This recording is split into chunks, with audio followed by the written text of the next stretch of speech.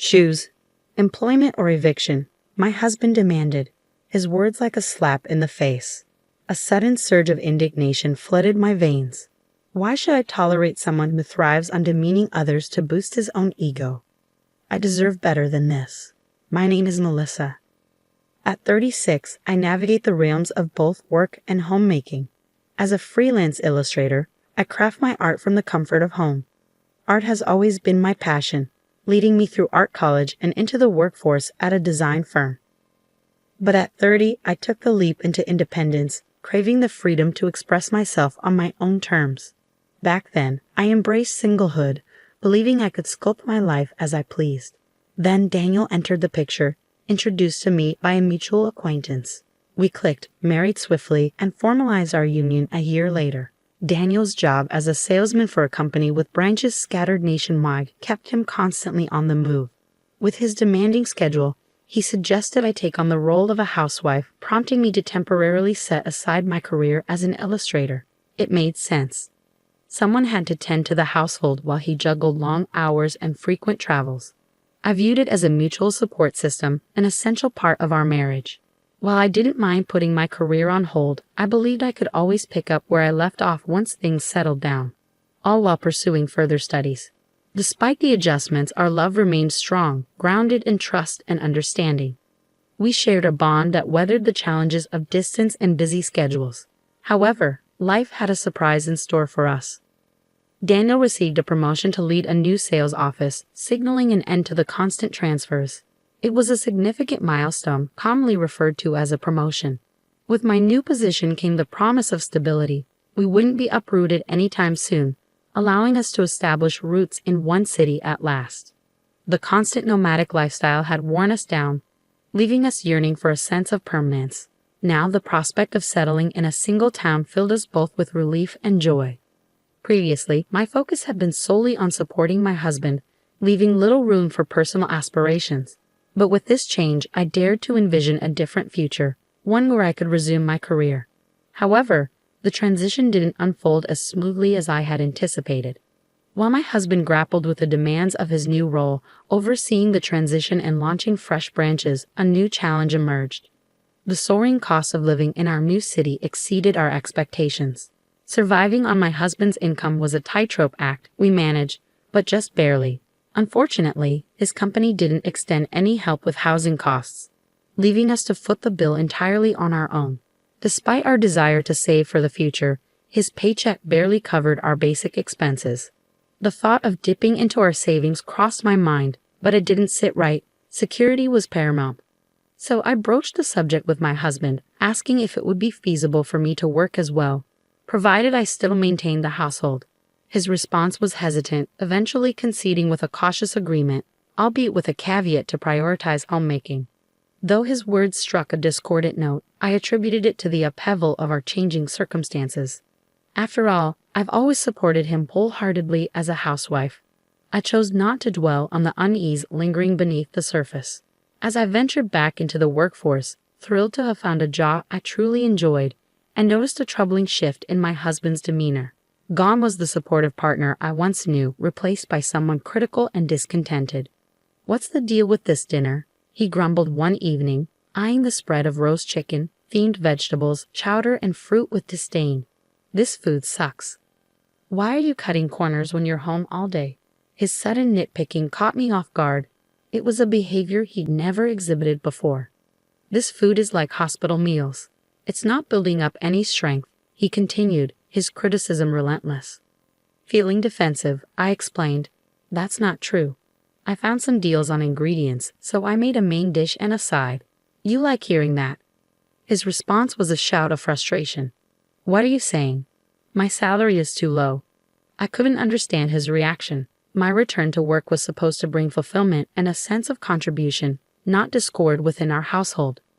His sudden outburst left me reeling, stunned by the venom in his words. Why was he twisting my intentions like this? His anger rendered me speechless. "Do you have any idea how hard I work to support you?" he snapped, his frustration palpable. "Just when I get promoted and things are looking up, don't mess it up by doing something unnecessary." I yearned to retaliate, to defend myself, But I held my tongue. Perhaps he was under immense pressure, burdened by the weight of his new responsibilities. He was the one in charge now, tasked with safeguarding our family's well-being. In that moment, I felt a pang of guilt. Maybe he was just exhausted, overwhelmed by the demands of his role. "I'm sorry," I murmured, swallowing my pride. "I apologize." In my heart, I convinced myself that his outburst was merely a manifestation of fatigue and stress. Despite my return to work, his domineering demeanor persisted. "Hey, are you slacking?" he barked one day, interrupting my tasks. "I'm cleaning the bathroom." "Where's the shirt I was going to wear today?" "At least shine my shoes." His behavior was a far cry from the person he once was. What had changed? It seemed like he had transformed into someone unrecognizable, prone to constant yelling and shouting. Each day, my trust in him eroded a little more. Balancing the demands of housework and my job proved to be more challenging than I had anticipated. I longed to steal moments to work in between chores, but striving for perfection to meet his standards left me with little time for anything else. If I dedicated myself to meeting my clients' deadlines, the spare moments I had for household tasks were woefully insufficient. I've also started working, I ventured, hoping to prompt some understanding. "Can't you help a bit with the chores?" His response cut deep. "It's because you're busy with your worthless job that the housework is suffering," he fired back, his words stinging with contempt. "Just quit. Don't get cocky just because you work from home. You're not even making much and you're acting so high and mighty even though you're just a housewife." The label of "just a housewife" became his favored insult, a barb aimed directly at my self-worth. According to him, my employment status mattered little. I was still relegated to the role of a housewife. The logic was twisted, incomprehensible to me. True, my earnings weren't substantial, but that was partly due to his constant interruptions, hindering my ability to focus and expand my workload. Frustrated by his lack of support, I made a conscious decision to scale back on the chores I did for him, prioritizing my work instead. Predictably, his displeasure only intensified, widening the chasm between us. As I tidied the room one day, I stumbled upon a stray pay stub belonging to my husband. Carelessly left on the desk, it piqued my curiosity. I was familiar with his salary, but I had never seen a pay stub before. Driven by a nagging sense of curiosity, I couldn't resist taking a closer look. To my shock, the amount listed on the pay stub was significantly lower than what I had been led to believe. It was barely half of what I had expected. Confusion clouded my mind. Where was the missing amount coming from? My husband provided me with monthly living expenses and rent, with the remainder for his personal spending. Hadn't he recently been promoted? How could his salary have plummeted like this? Since when had this been going on? I scoured through the papers, searching for any earlier pay stubs, but came up empty-handed. What was the truth behind this discrepancy? In that moment, my lingering suspicion towards my husband solidified into certainty. We couldn't possibly sustain our livelihood on this reduced amount. What was he thinking? Why had he kept such a crucial detail hidden from me? Why hadn't he disclosed that his salary had taken a nosedive? As I gathered the pay stubs, preparing to confront him, the shrill ring of the phone shattered the tense silence. On the other end was my husband's uncle, a relative I had only crossed paths with a handful of times. "Uncle, it's been a while. What's going on?" I greeted him, trying to mask my growing apprehension. "Well, it's a bit awkward, but I've lent him some money. It's been a while, and I'm starting to wonder when I'll see it back. I'm in a bit of a tight spot," he confessed, his tone uneasy. "He owes you money?" The pieces of the puzzle fell into place. My husband had been bridging the gap in his salary with loans from his uncle, a substantial sum reaching into the tens of thousands. As the realization hit me, I felt a surge of guilt. I apologized profusely to his uncle, promising to repay him as soon as possible. Despite the situation, his uncle showed remarkable kindness, reassuring us with a gentle, "Just pay it back when you can." That night, I chose to keep the knowledge of the debts and pay stubs to myself. However, with each passing moment, my simmering anger towards my husband intensified. His constant belittlement, the exploitation of my efforts around the house, and the interference with my work had worn me thin, and that night was no exception. As he continued his barrage of criticism, his words stung with familiar disdain. "When will you ever get good at household chores?" he chided, his tone dripping with contempt. The food's terrible, the entryway's a mess. What have you been doing at home? Another useless job, I bet. Being a housewife must be easy. His relentless tirade only fueled the flames of resentment burning within me. Doesn't he realize the contradiction in his words? I fulfill the same household duties as anyone else. If you're unhappy, why don't you take over? You've been coming home on time lately. You're capable, I countered, refusing to yield. But my defiance only seemed to stoke his anger. With a forceful slam of his fist on the table, he snapped. Since when did you become so mouthy? Don't overstep, you waste of money. Do you even know who's providing for you? I refused to back down. What's wrong with standing up for myself? I'm doing my part. What about you? I challenged him, meeting his glare head-on. I refused to tolerate this any longer, I declared, my resolve firm. But he showed no sign of backing down. You pretend to contribute around the house, but you're all talk. Start earning, then we'll talk. I bit back the retort that rose to my lips, recognizing the hypocrisy in his words. Maybe the same could be said for you, I thought, but I held my tongue. Should have never married you, he continued, his words laced with venom. What a drain on our finances you've become. You keep complaining about money, so why don't you do something about it? If you're not going to work, then leave. I gathered my already prepared bags and made my way towards the door. You can't handle anything on your own, anyway. Why do you think you can leave? He challenged, his tone dripping with disbelief. Giving him a steely gaze, I retorted, By the way, I'm leaving. I've already completed the paperwork. With a decisive motion, I slapped the divorce papers I had obtained from the city hall onto the table. The shock on his face was evident. He hadn't anticipated my departure, let alone the initiation of divorce proceedings. He stood frozen, rendered speechless by the sudden turn of events. Well, that settles it, I stated firmly. Make sure you fill out your portion and submit it soon. With that, I turned and left, determined to reclaim my autonomy and forge a new path forward. I departed from our home and made my way to my parents, where I had already briefed them on the situation. They greeted me with open arms, providing comfort and support in the midst of turmoil. As I recounted the sudden shift in my husband's behavior, the revelation of his true income, and the mounting debt he had concealed, my parents grew increasingly concerned. Their advice was clear: divorce him without delay. I shared their sentiment, fully intending to initiate the divorce proceedings. However, a nagging doubt lingered in my mind. Would he even cooperate and complete the necessary paperwork? Dad mentioned he'd connect me with a lawyer if things got complicated. I confided to my father, grateful for his supportive stance and the promise of legal assistance. With each passing day, I longed for a swift resolution to my marital turmoil. A week after my departure, my husband unexpectedly appeared at my parents' doorstep. Have you completed the divorce papers? I inquired, bracing myself for his response. Sorry, I wanted to ask if you had filled them out. Can we please discuss this? Can you reconsider the divorce? His plea caught me off guard. He seemed uncharacteristically vulnerable.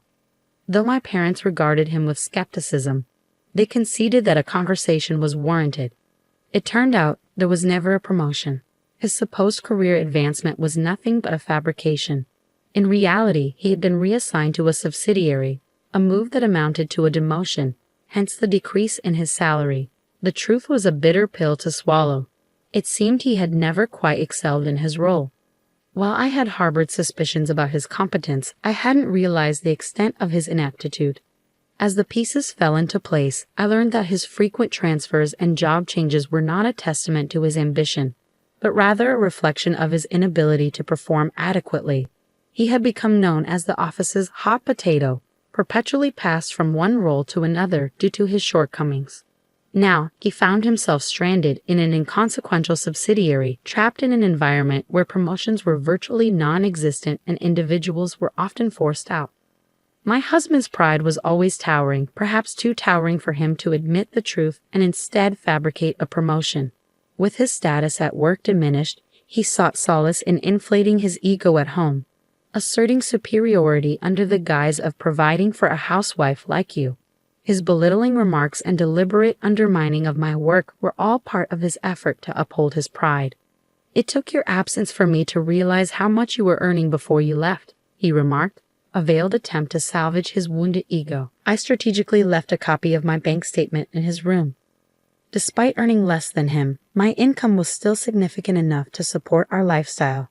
"I realize I need you," I confessed, acknowledging the practical realities of our situation. "I can't manage the rent alone. But together, I believe we can overcome these challenges.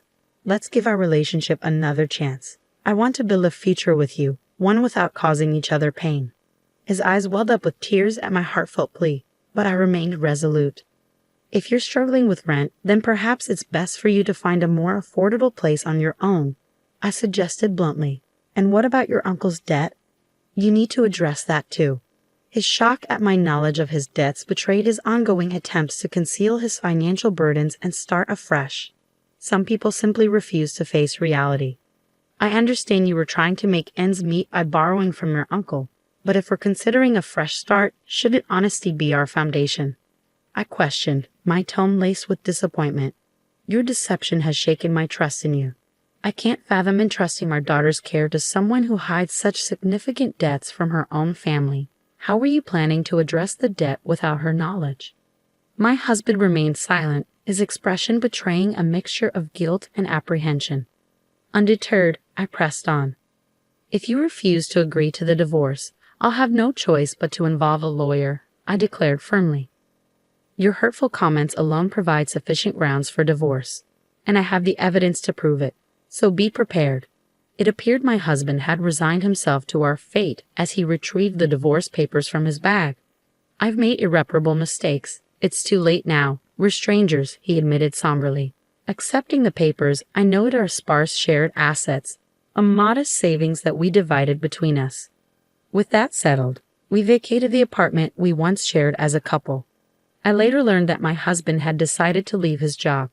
The news of our impending divorce had spread through his workplace, exacerbating an already uncomfortable environment. He confided in me that he was now working part-time, gradually repaying his debt to his uncle. Following the divorce, he persisted in reaching out to me multiple times. "I want to rebuild what we had.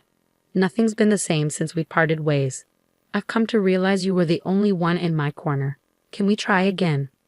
His relentless pleas for reconciliation began to unsettle me, prompting me to change my phone number. If only he had set aside his pride and been forthright from the start, perhaps we could have found common ground as a couple.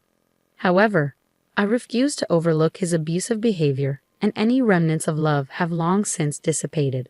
With a heavy heart, I silently distanced myself from him, choosing to walk away for good. Following the divorce, I wholeheartedly threw myself back into my career as an illustrator. Though the workload is demanding, each day brims with a sense of purpose and fulfillment. As a newly liberated individual, I'm met with the promise of a radiant future. Surprisingly, my profession has become my most devoted companion. Who could have foreseen that a single moment of courage and determination would wield such transformative power over my life? This is my one and only chance at existence, and I'm resolved to seize each day with unwavering determination and without a shred of regret. Lost in contemplation, I tore my gaze away from the computer screen, allowing my thoughts to drift as I gazed out the window.